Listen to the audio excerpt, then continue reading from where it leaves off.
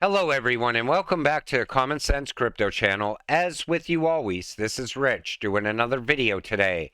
So I hope you're all having a wonderful day today, wherever you are in this great world.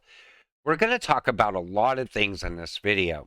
You know, most people ask me in the comments all the time, when is this crypto going to moon? When is XRP going to skyrocket in price? Well, you got to take a look around the world a little bit and see what's going on, because that's all leading up to what's going to happen at the end. You know, like we're in a current financial system which is in a lot of trouble in my opinion. We're going to talk a little bit about that. So let's take a look. The deputy governor of the Bank of England believes the digital pound could rescue citizens during a bank run. The Bank of England deputy governor believes the CBDC is a safe place to store value in an era of instantaneous bank runs. Now, are they going to cause instantaneous bank runs to push a CBDC, kind of like in an emergency situation, which I believe the US is going to have to usher in a CBDC, because no one's ever going to vote for it. So historically, governments had to bail out banks on most occasions, as a sizable chunk of citizens' money is stuck in insolvent banks. And I feel what's going to happen with the banks is the bail-in option's going to happen here in the US. It's just a matter of time because everything's falling apart.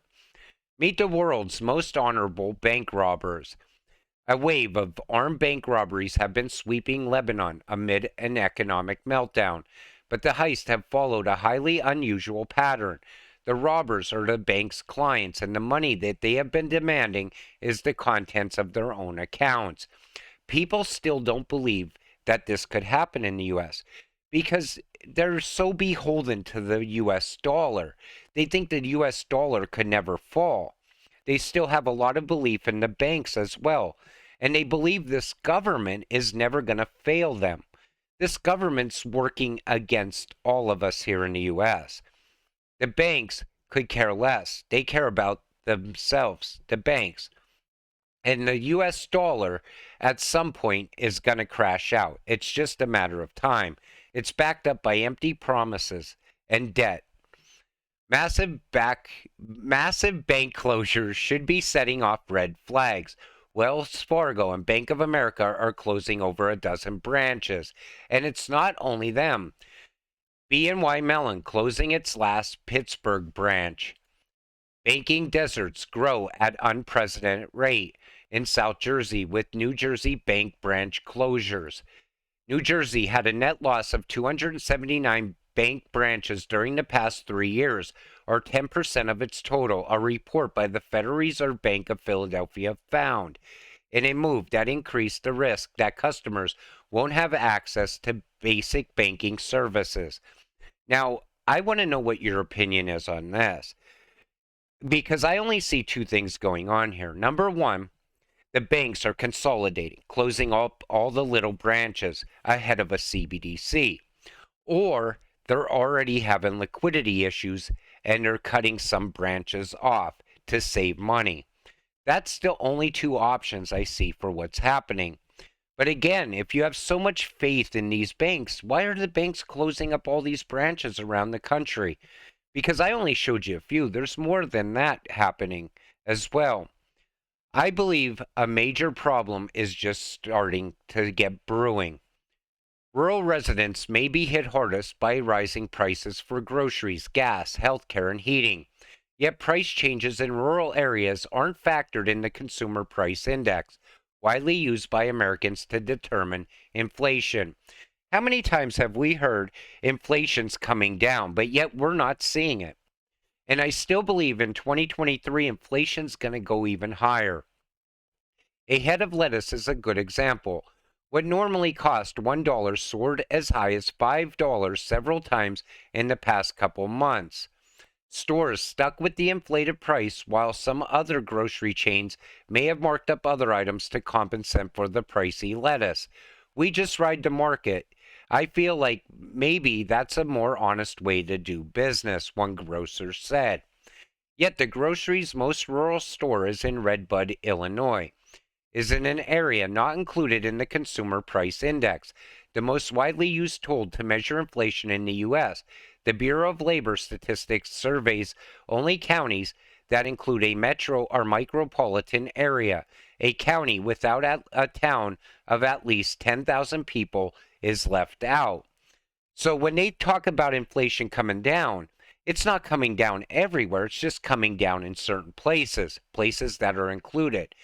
And I still feel that's going to get far worse.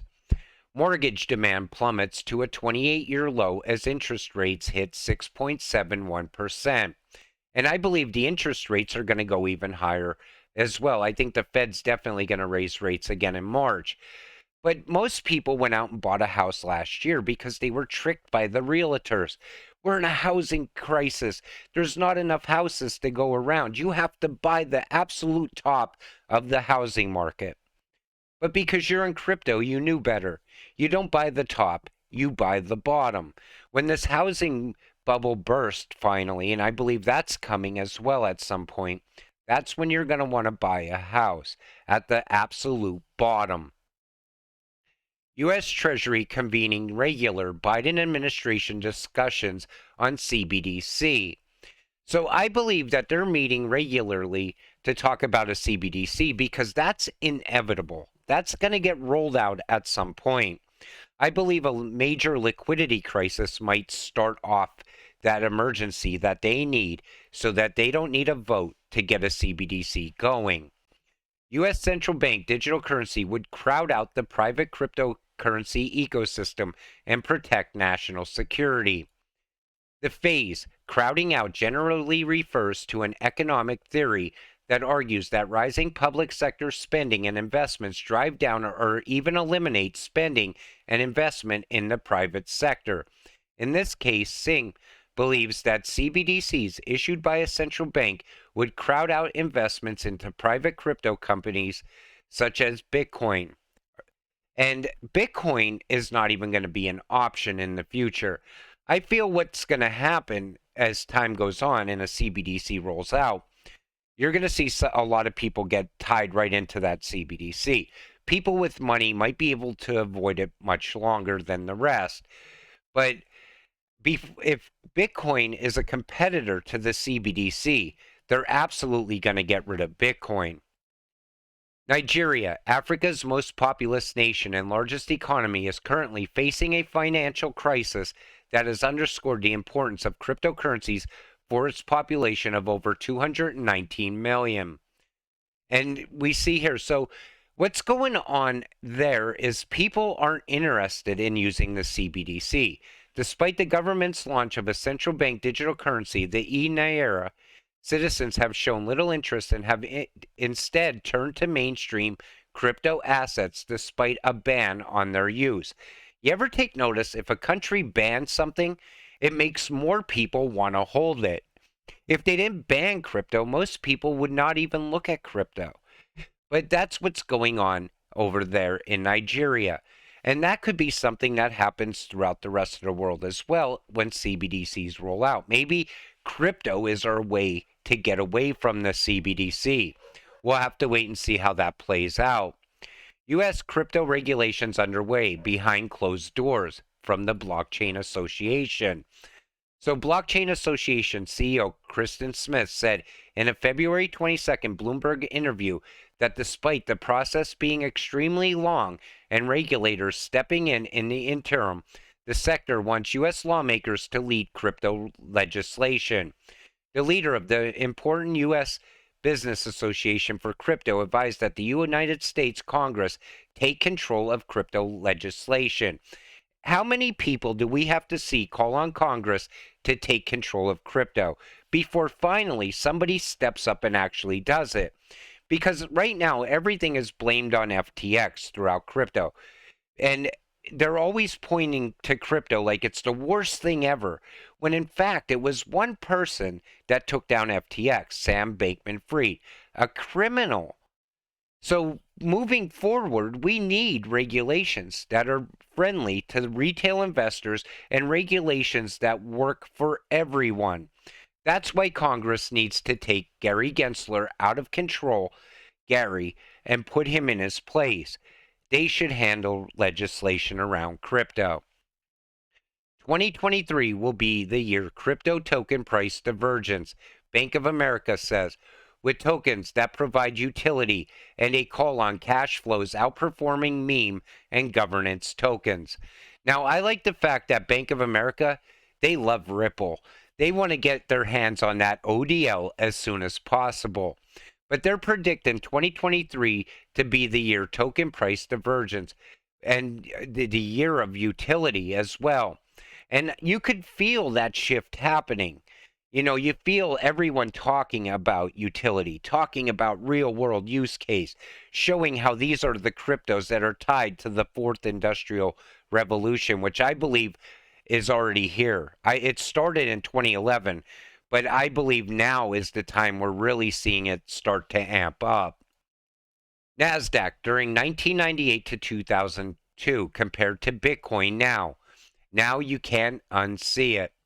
And if you take a look at this and where we are right now, a lot of people feel Bitcoin's headed for a major, major fall. And I believe maybe it's because of utility driven cryptos. Maybe Bitcoin will be irrelevant moving forward. Maybe that, Ripple winning the case against the SEC, which maybe that'll send Bitcoin going in the other direction while utility takes off. I don't know if that's going to happen. Some people are still calling for a blow off top for Bitcoin as well. And that could very well happen with the fall of the US dollar. But I think that we're seeing a big change happen in crypto, and it's headed towards utility. Adoption takes time. The internet had a lot of setback, but the case is different today. The recent crash in crypto is similar to the dot-com bubble burst. The end of speculation is what we just witnessed. Builders who are solving real problems would lead the way. And remember when the internet was just a passing fad and many people gave up on it? Then all of a sudden, what happened? It found its utility, its use case. People used it to make money. Businesses used it to, maybe buy things worldwide, whatever the case may be. The same is going to happen in crypto. All of a sudden, right now, crypto's dead. But then I feel it's going to turn around and utility is going to take over. And when it does, we're going to go on a long, long cycle. That's what I see happening, especially for XRP and XLM and the rest of the ISO coins, because they have that utility. They could run on their own merit. There's no more speculation. Once Ripple wins against the SEC, that could set everything off. That could change the way we even talk about crypto moving forward. We're only going to be left with a handful of cryptocurrencies. The rest will most likely be gone at that point. And I still believe Bitcoin doesn't have a future, because if you don't have utility, what's really going to push the price of Bitcoin in the future? That secret island everyone's talking about where they're going to use Bitcoin as the only currency? Come on. We know better than that. We're utility investors. But with that said, I'm going to wrap up this video. I want to thank you all for watching. I appreciate all of you watching my videos. We'll see you in the next one. Have a great night.